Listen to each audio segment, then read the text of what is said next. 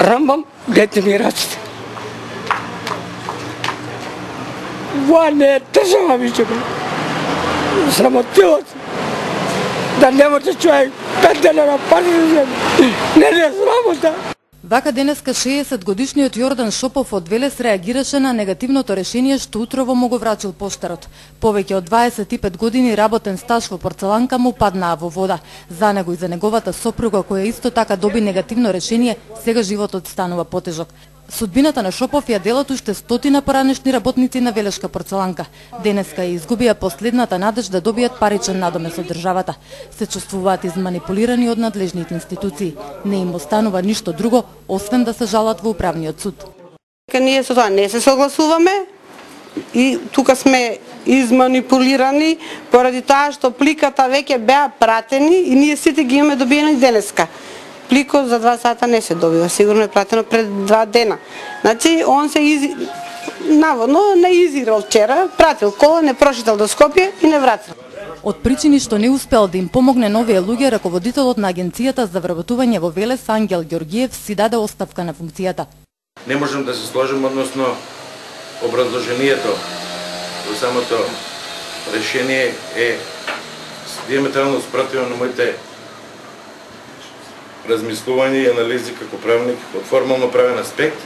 Во врска со тоа прашање решив да си поднесам неотповиклива оставка на позицијата ръководител на Центарот за вработување Велес. Со месеци Јордан и неговите колеги сами докажуваат дека фабриката била во државна сопственост и дека им следува надомест. Побараа помош од сите надлежни институции, правници, претеници. На крај ја изгубија битката.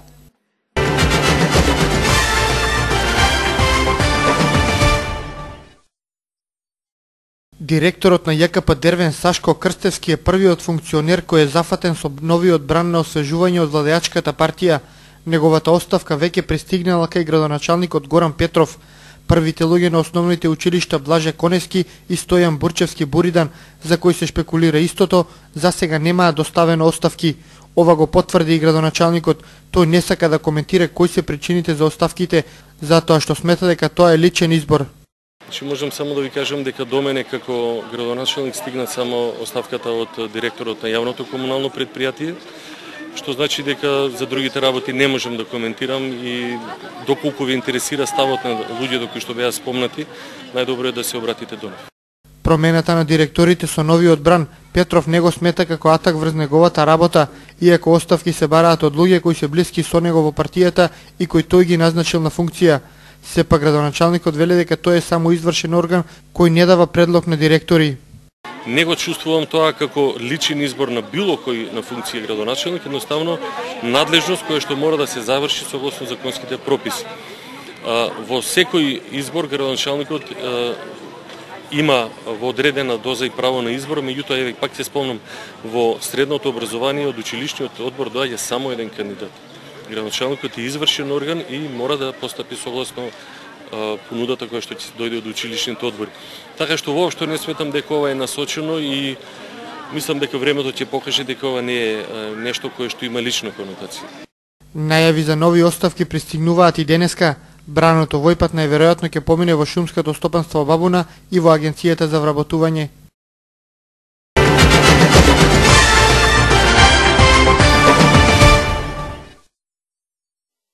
Кражби, разбојништва, сообраќајки, нарушување на градскиот ред и мир. Минатата недела Велешката полиција имала полни раце работа. Во неделниот билтен напишала дека се пријавени 9 кривични дела. 1 разбојништво, 2 тешки кражби, 1 кражба и 5 случаи на оштетување туѓи предмети. Со кражбите се одземени метални предмети, пари, златен накит. Велешани 8 пати го нарушиле јавниот ред и мир. Полицијата регистрирала 1 тепачка, 6 случаи на физички напад, а 1 случај го евидентирала како кавга на висок тон. Против сторителите поднесени се прекршочни пријави. Викендов во кафе барот Пјур пронајден е малолетник после полноќ. Против локалот поднесена е пријава за возможување присуство на малолетник после 24 часот. Инаку полицијата контролирала и други угостителски објекти, проверувала дали во нив има малолетници, им се служи алкохол ним или на пијани гости. Сообраќајната полиција минатата недела спровела една контрола. проверувала дали се почитуваат законите за возила и безбедност на сообраќајот, открила повеќе прекршоци, а против сторителите поднела прекршочни пријави. Инаку ниту редовните контроли не го намалуваат бројот на сообраќајки. Во изминатите 7 дена регистрирани се 11, 4 во градот и 7 на отворен пат. Во нив 1 човек загина, а 6 мина се повредени.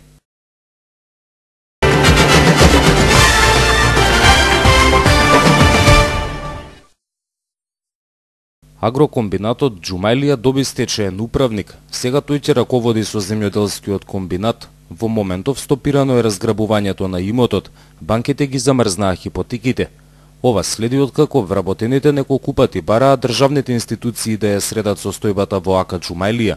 Донесена е времена мерка забрана за располагање со имотот од страна на сопствениците, односно Џумаилија, и забрана за правосилна наплата со извршители. Кон крајот на минатиот месец, вработените се сретнаа со пратеници од власта и опозицијата од Свети Николе. Тие им договорија средби со владините министри. Преку институциите на системот ќе се заштити имотот во Џумаилија. Тоа беше и единственото барање на дел од вработените кои неколку пати доаѓаа во министерството. Скоро цела година земјоделскиот комбинат е во колапс. Работниците седат дома, не добиваат плата, ниту им се плаќаат придонеси. Џумаилија почна да пропаѓа поради огромните долгови кон банките. Неголемиот акционер Зоран Даневски зел кредити, а како залог го впишал имотот на фирмата. Не ги отплаќал ратите, па банките ги активирале хипотеките. Поради ова цели 6 месеци извршители ги одземаа земјоделските машини. Сега комбинатот е пред распаѓање. Не е засадена никаква култура. Не се работи на лозовите насади, затворена е винарската визба.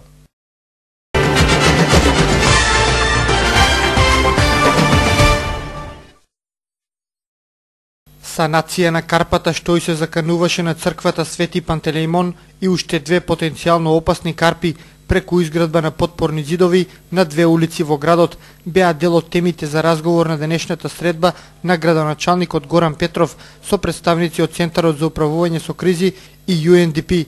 Овие 3 институции заеднички потрошиле $21,500 за оваа цел. Денеска ќе ги посетат дел од локациите и заеднички ќе се уверат во сработеното. Today we are going to see one of these projects that Среќен сум што ќе имаме можност денес да одиме на локацијата на карпата над црквата Свети Пантелеимон да го видиме резултатот од активностите. Исто така искажал задоволство на досегашната соработка, како и подготвување за соработка со видео. Hoping to be able to help more in the future. На денешната средба било договорено соработката на трите институции да продолжи.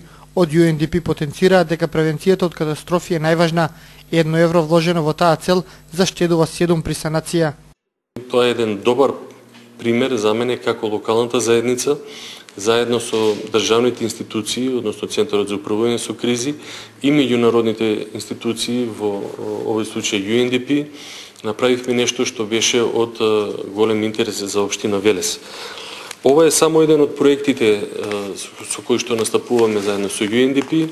На денешниот состанок со господинот Фракасети и со господинот Адели договоривме да продолжиме и понатаму со ваков тип на проекти, меѓутоа и со проекти кои што би биле во функција на поддршка на локалниот економски развој, поддршка на руралниот развој, поддршка на енергетската ефикасност. Од UNDP денеска посетија и угостителски објект кој е отворен во рамките на проектот за самовработување, поддржан токму од оваа агенција.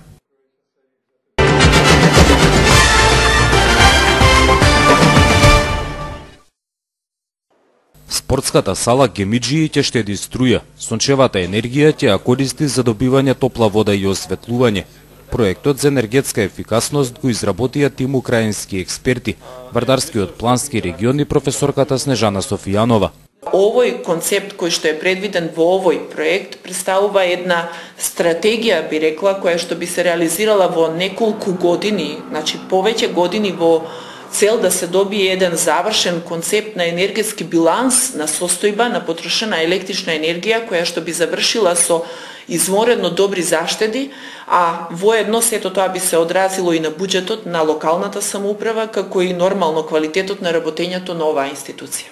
Реализацијата на проектот за заштеда на енергија ќе зависи од дарежливоста на европските институции. Со него ќе се аплицира за земање грантови со кои треба да се изработи енергетскиот систем.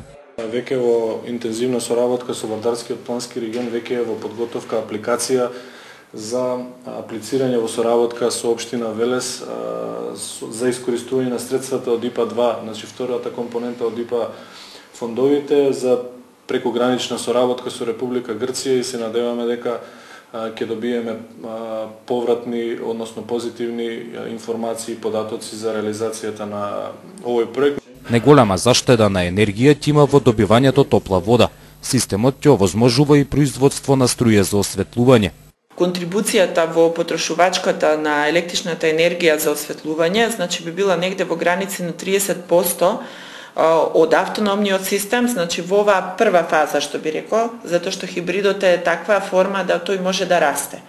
А што се однесува до потрошувачката на топлата вода, тогаш концептот би бил многу висок, значи негде над 70% да може да се покрива само со топла вода добиена по пат на хелиосистем. Вкупната вредност на проектот изнесува над 20.000 евра. Инаку, освен за спортската сала, енергетски ефикасни системи се предвидени и за училиштата во градот.